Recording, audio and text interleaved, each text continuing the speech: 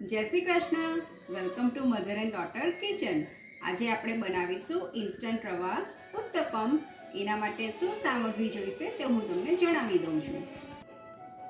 રવો લીધો છે. રવાને ઘણા લોકો સૂજી પણ કહે છે. દહીંની મેં છાશ બનાવી દીધી છે આમાં, એટલે એ છાશથી જ આપણે લોટ બાંધીશું.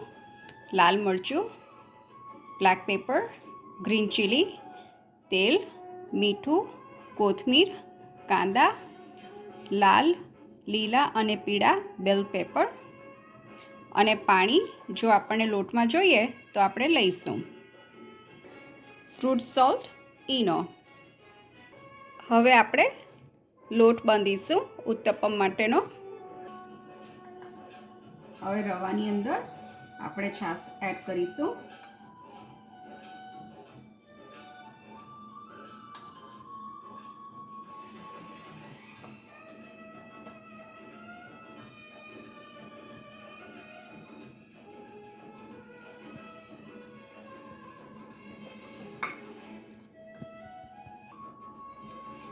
આપણો લોટ બંધાઈ ગયો છે.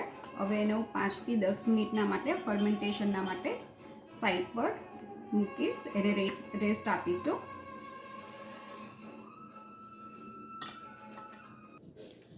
લગભગ 10 મિનિટ જેટલું થઈ ગયું છે. Fermentation is also done. તો એમાં આપણે હવે મીઠું નાખીશું.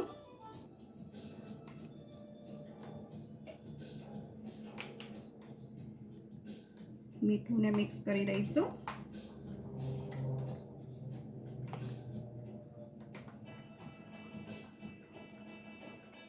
હવે આપણે પેનમાં તેલ લઈશું. તેલ લઈને આપણે ગ્રીસ કરી દઈશું, એટલે ઉત્તપમ મૂકવા માટે આપણું પેન રેડી થઈ જાય. હવે આપણે ઈનો એડ કરીશું.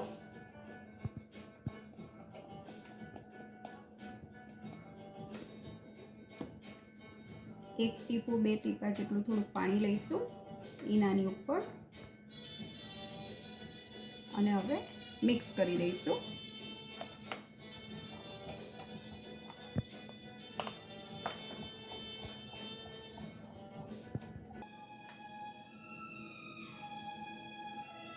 હવે ઉત્તપમ આપણે લોટ જે તૈયાર કર્યો છે તે તાવીમાં મૂકીશું.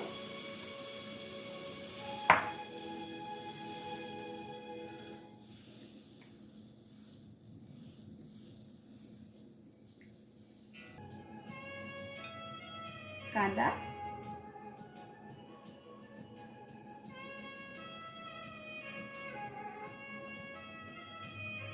તમને જે વેજીટેબલ્સ ભાવતા હોય તે તમે એડ કરી શકો.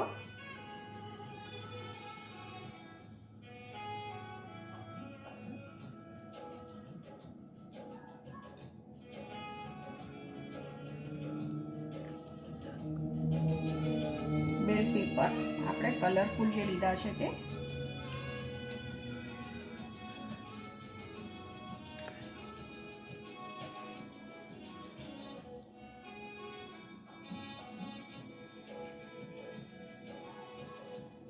Green chilli.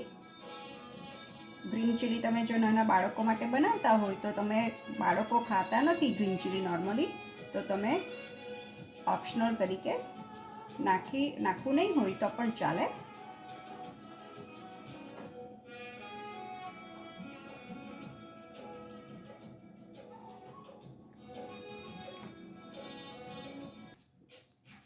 બ્લેક પેપર અને રેડ પેપર પણ ઓપ્શનલ છે. તમને ભાવે તો તમે એડ કરી શકો છો.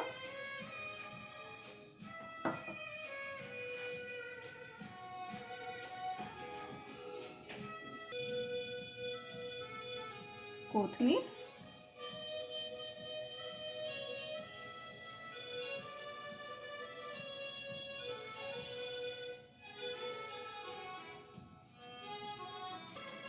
હવે આપણે તેલ એડ કરીશું ઉપર અને થોડુંક સાઈડ પર, કે જેથી નીચે પણ તેલ જાય અને ઉત્તપમ સરસ ચડી જાય. તમે જોઈ શકો છો કે આપણો ઉત્તપમ નીચે થઈ ગયો છે. સાઈડ પરથી જ ખબર પડી જાય છે. એટલે હવે આ સાઈડ પર ચડવા માટે આપણે ઉત્તપમને ફેરવી દઈશું. આ ઉત્તપમ એક બાજુ થઈ ગયો છે, મેં એને બીજી બાજુ ફેરવી દીધો છે. ઉત્તપમ રેડી છે. હવે આપણે એનું પ્લેટિંગ કરી દઈશું. Uttapam ready to eat. તેને મેં ટોમેટો કેચઅપ જોડે સર્વ કર્યું છે. તમને કોરિએન્ડર ચટણી ભાવતી હોય તો તમે કોરિએન્ડર ચટણી પણ લઈ શકો છો. Thank you so much for watching. I really appreciate your time. We will meet again soon with next recipe, next video. Thank you.